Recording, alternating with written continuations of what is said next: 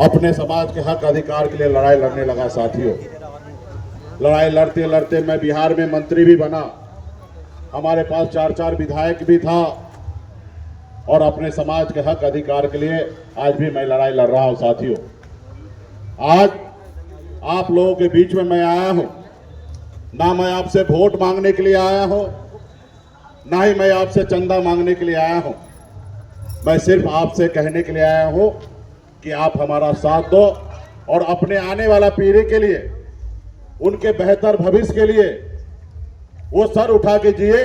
इसके लिए हमें इस राज्य में, इस देश में एक अच्छा प्लेटफॉर्म हमें खड़ा करने की आवश्यकता है। आप सब जानते हैं कि हम बिहार में, यूपी में निषाद, मछुआरा, मल्ला, कश्यप, केवट, बिंद, तमाम हमारे निषाद के सभी उपजाति, 22 उपजाति के हक अधिकार के लिए आरक्षण की लड़ाई लड़ते हैं।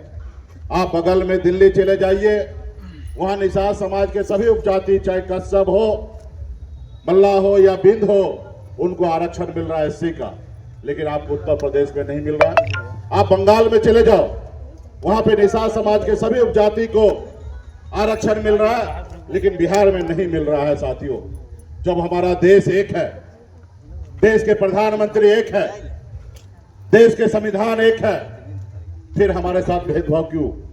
इसलिए साथियों, आपने कभी अपने बच्चे के भविष्य के लिए, उनके हक अधिकार के लिए आपने मजबूती से लड़ा नहीं। साथियों, झुकता वो हर चीज सिर्फ झुकाने वाला चाहिए। साथियों, आज आप लोग, हम लोगों में कुछ तो कमी होगा कि हम अपनी लड़ाई सही से नहीं लड़ पाए। साथियों, काश अगर 30, 40 साल, 50 साल पहले समाज के लोग मजबूती से लड़ाई लड़ता तो आज समाज में ये हालत नहीं होता। साथियों, आज समाज में कलेक्टर होता, इंजीनियर होता, डॉक्टर होता, बड़े से बड़े अफसर होता, लेकिन आप पूरे भारत में घूमिए, निषाद समाज का अपना वजूद नहीं दिखता है। साथियों, तो इसके लिए किसको लड़ाई लड़ना है? साथियों, इसके लिए आप ही को लड़ाई लड़ना पड़ेगा। अगर आप चाहते हैं कि आपके बच्चे सर उठा के जिए, तो इसके लिए आपको लड़ाई लड़ना पड़ेगा, कोई और नहीं आएगा लड़ने के लिए। साथियों, आज 80 साल हो चुका है आजादी का, आज तक किसी ने लड़ने के लिए नहीं आया और आगे भी कभी किसी ने लड़ने के लिए नहीं आएगा। लोग आपको गुलाम बना के रखना चाहता है और हम लोग चाहते हैं कि सर उठा के जिए। साथियों, आज मैं आपके लिए लड़ाई लड़ने के लिए क्यों आया हूं बिहार से? क्योंकि मेरे रगों में निषाद का खून है। जिस तरीके से आपके रगों में निषाद का खून है, उसी तरीके से मेरे रगों में निषाद का खून है। किसी और के लिए ये निषाद समाज एक बिरादरी हो सकता है, लेकिन मेरे लिए ये निषाद समाज जो, कश्यप समाज जो है, ये हमारा अपना परिवार है और अपने परिवार के हक अधिकार के लिए लड़ाई लड़ेंगे। आने वाला समय में हमें लड़ाई लड़ना है। साथियों, सब लड़ाई जो है वोट का है। आजादी, ये देश पहले गुलाम था, पौने 200 साल तक आपके पूर्वज, हमारे पूर्वज ने लड़ाई लड़ा, तब ये देश आजाद हुआ, संविधान बनाया।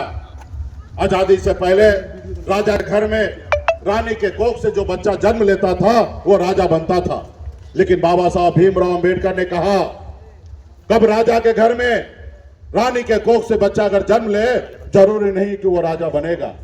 अब इस देश का राजा वो बनेगा जिसके पास वोट होगा। साथियों, जिसके पास वोट होगा, और वोट गिराने का ताकत बाबा साहब भीमराव अंबेडकर ने आपको दिया है। साथियों, आज देश में अगर प्रधानमंत्री भी अगर बनते हैं कोई, तो आपके वोट से बनता है। साथियों, राज्य का मुख्यमंत्री आपके वोट से बनता है, या एक वार्ड का सदस्य हो या एक प्रधान हो, वो आपके वोट से बनता है। साथियों, लेकिन दुर्भाग्यपूर्ण है कि आप अपने वोट को, ताकत को नहीं समझे। जैसे कभी हनुमान जी के पास अपरंपार शक्ति था, लेकिन लोग, उनको एहसास नहीं था कि 7 समुद्र पार जाके रावण को लंका जला सकते हैं।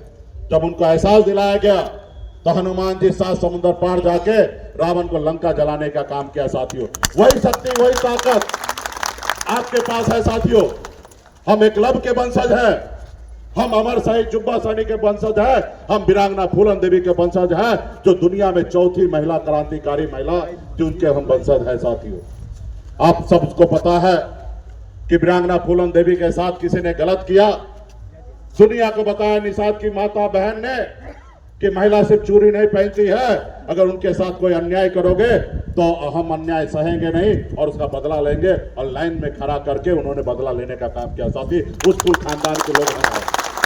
इसलिए साथियों, ये समय आ चुका है अपने बच्चे के भविष्य के लिए लड़ाई लड़ने का। साथियों, हमने पहले भी कहा, हमको आपका वोट नहीं चाहिए, आप वोट का मालिक है, आप निर्णय लीजिएगा कि इनको वोट देना है। मैं आपसे चंदा मांगने के लिए नहीं आया हूं, मैं आपका सिर्फ साथ मांगने के लिए आया हूं कि साथियों, सब चीज अगर वोट में है तो अपना वोट को सही से इस्तेमाल कीजिए।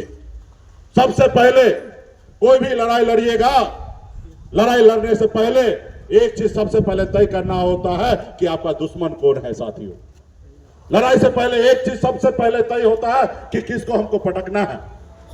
और मैं आज मानता हूं कि मेरा दुश्मन कौन है।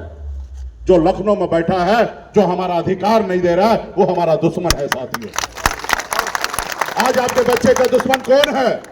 जो दिल्ली में बैठे हैं और हमारा फाइल दबा के रखा है, हमारे बच्चे का आरक्षण नहीं हो रहा, जिसके कारण हमारा बच्चा रोड पे बवा रहा है, वो दिल्ली में जो बैठा है वो हमारा दुश्मन है। साथियों, दोस्त किसको बनाना है वो समय आएगा, आप डिसाइड कीजिएगा।